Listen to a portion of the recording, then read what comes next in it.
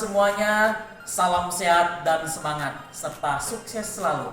Perkenalkan, saya Maman Sudiaman, mahasiswa PPK dalam jabatan tahun 2022. Kategori 1, Program Studi Bahasa dan Sastra Indonesia di LPTK Universitas Negeri Palangkaraya. Saya, guru Bahasa dan Sastra Indonesia di SMA Muhammadiyah 25 Bulan, Kota Tangerang Selatan, Provinsi Banten.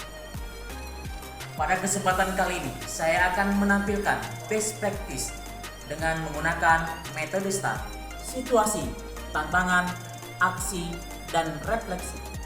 Dengan judul, meningkatkan kemampuan menyusun resensi dengan model Project Based Learning atau PJBL pada siswa kelas 11 IPA 3 di SMA Muhammadiyah 25 Pamulang tahun pelajaran 2022-2023.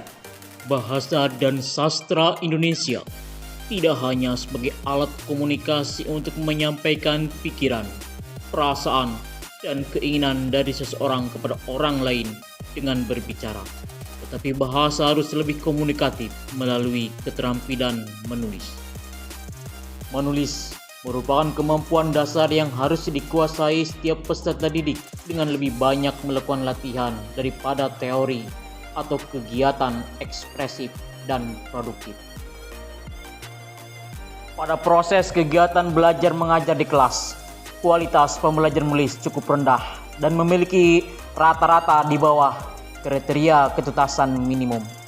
Hal tersebut disebabkan oleh beberapa faktor. Sebagian peserta didik belum terampil dalam menyusun kalimat dan belum memperhatikan tanda baca dalam menulis. Sebagian peserta didik kurang kreatif menuangkan ide sehingga menulis masih rendah. Model dan media pengajaran menulis kurang bervariasi sehingga pembelajaran menulis kurang menarik, inspiratif, dan bervariasi. Bagi peserta didik sendiri, pelajaran menulis dirasakan sebagai beban belaka dan kurang menarik serta menyenangkan. Pelatihan menulis sangat kurang disukai oleh peserta didik. Langkah-langkah yang harus dilakukan oleh pendidik sesuai dengan tantangan yang dihadapi antara lain. Yang pertama, pemilihan media pembelajaran. Strategi yang dilakukan pendidik dalam pemilihan media pembelajaran adalah dengan memilih media pembelajaran yang dirasa tepat dan sesuai dengan materi pembelajaran. Dalam hal ini, media pembelajaran yang dipilih pendidik adalah Word Wall. Yang kedua, pemilihan metode pembelajaran yang variatif. Strategi yang dilakukan pendidik dalam pemilihan metode pembelajaran dengan memahami karakteristik peserta didik dan karakteristik materi. Metode yang digunakan adalah diskusi, tanya jawab, ceramah, dan penugasan. Yang ketiga, pemilihan model pembelajaran. Strategi yang dilakukan pendidik dalam memilih model pembelajaran adalah dengan memahami karakteristik peserta didik, materi, dan fasilitas yang tersedia, yaitu pendidik memilih model pembelajaran Project Based Learning atau PJBL. Yang keempat, meningkatkan motivasi peserta didik. Strategi yang dilakukan pendidik dengan cara mengembangkan RPP dengan kegiatan yang berpusat pada peserta didik dengan permainan atau ice breaking dan apresiasi berupa pemberian hadiah pada siswa yang aktif dalam pembelajaran. Bagaimana prosesnya dalam best practice ini? Langkah utama yang dilakukan adalah peserta didik dikondisikan terlebih dahulu sesuai dengan sintak-sintak dalam model pembelajaran Project Based Learning yang diterapkan agar pembelajaran terlaksana dengan baik dan disertai dengan fasilitas yang mendukung kegiatan pembelajaran.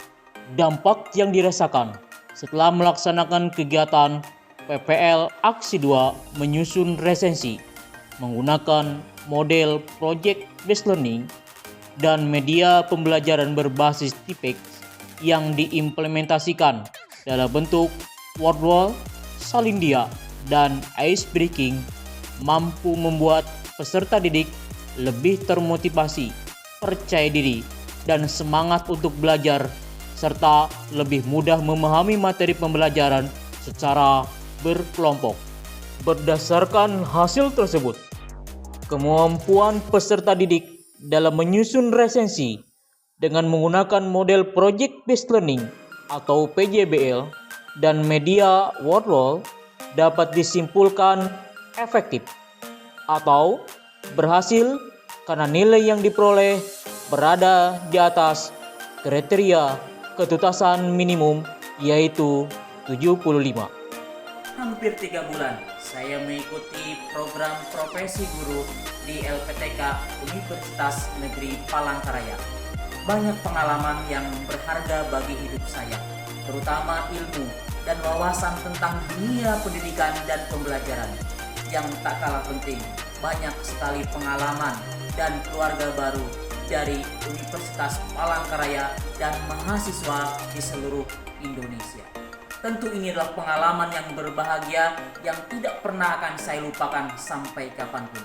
Semoga dengan program profesi guru ini kita semua menjadi guru yang profesional, menjadi guru yang mampu mencerdaskan, menghebatkan generasi-generasi hebat dan emas pelajar Indonesia.